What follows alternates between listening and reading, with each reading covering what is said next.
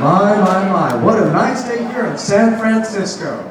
The sun is out, there are tourists everywhere on the streets and the trolley cars. Oh, look, there's 4 of them now. But, oh my, that's dangerous. Hey, hello? Oh, they've got headphones on, they can't hear me. Oh, that's really dangerous.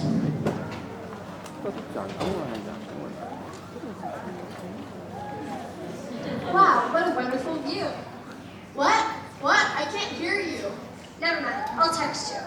Okay. Oh yeah, it is a great view. What?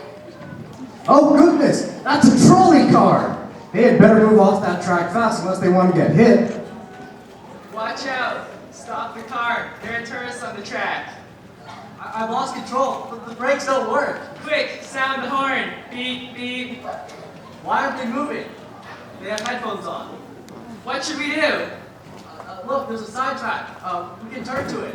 Wait, stop. There are 2 workers on the track. If we turn the car, they'll be killed. But the 4 girls will be killed if we don't. I mean, that's 2 more people. Wait, it's not the same. If we turn the car, then it is us who kills the workers. If we don't turn, then it is an act of fate that kills the tourists, not us. We can't play God and decide who should live and who should die. That's a tough decision. Let's ask you for some help. Audience, what do you think? If you are our 2 young drivers here, would you turn the wheel, sacrifice these 2 workers to save these 4 girls? Raise your hand if that's what you would do. Help us!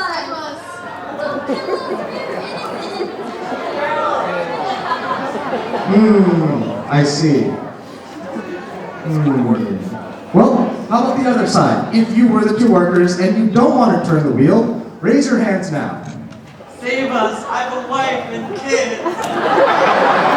I'm getting married in 2 days!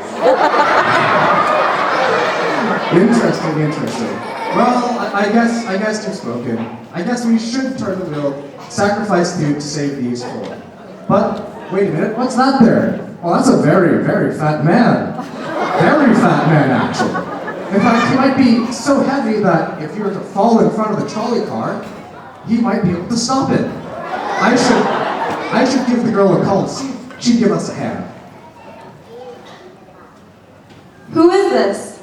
Hi there, beautiful. It doesn't really matter who I am. Look, I need you to do the right thing.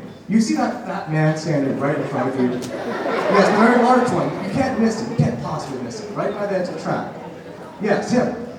I need you to push him onto the track. Now, let me explain. There's a trolley car up that track, and it has lost control. It's going to go hit either 2 workers or 4 girls.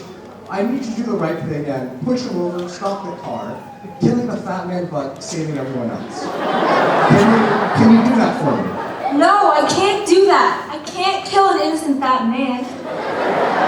I don't think I can even push him. Why now? We're quite the pickle.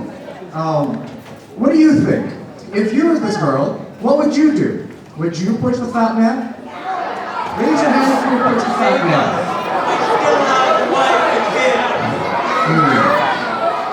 Now, if you wouldn't save the fat man, if you would choose to push the fat man to save those workers, raise your hands now.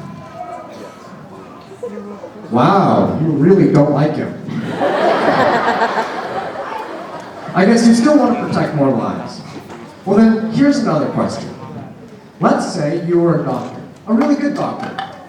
Came from Harvard, you had that diploma, and you had a patient one day who was perfectly healthy, came in for a checkup, but behind your door you had 5 others that were about to die. Now you have a choice. You can kill your 1 healthy patient to save the other 5. Who would do that? Who would kill the innocent patient to save the other 5? Do we have any risky people out there? Oh, you've all disappeared. You've all disappeared. This tough scenario is quite difficult and has been challenging philosophers for the past few centuries, if not millennia. The question, can we sacrifice 1 innocent person to save more lives, has been a question of concern for many people, including the prominent philosopher and political professor over at Harvard University, Mr. Michael Sandel. And over the past 2 decades, he has created Harvard's one of the most popular courses. And of the 14,000 undergraduates that have taken his course, many have made the same choice that you have. They decided to switch the track, save more lives, but when confronted with the doctor's scenario, his 5 sick patients versus his 1 healthy patient, They couldn't kill the one to save the five. This is a very difficult choice, and I'm glad I'm not the girl or the drivers in this case. But this difficult choice isn't just something we can laugh off. It's something we face every day, whether or not you're aware of it. In this country, we have over 110,000 patients on an organ waiting list, waiting for some donation to survive. Many of them won't make it to see another day. But every now and then an organ does come along. Now our medical board in our hospitals has to make a decision. What do we do? Who do we give this organ to?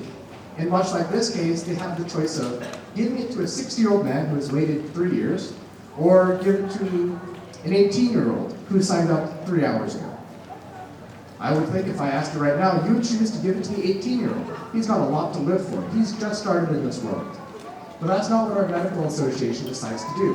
Hospitals instead opt for a first-come, first-served. They choose not to play God. They choose not to push the fat man. They would give the heart or the organ to the 60-year-old first because he came first. And it's not fair to play God with other people's lives. These decisions are pretty hard-hitting and they're frankly somewhat gruesome. But these decisions tell us a lot about who we are as people, who we are as individuals. Do we save the 4, sacrifice 2? Do we save the 2, sacrifice 1? If you would like to know more about our society and understand where these decisions come from, what's right and what's wrong, come join us next fall in the ESL debate class. See you then.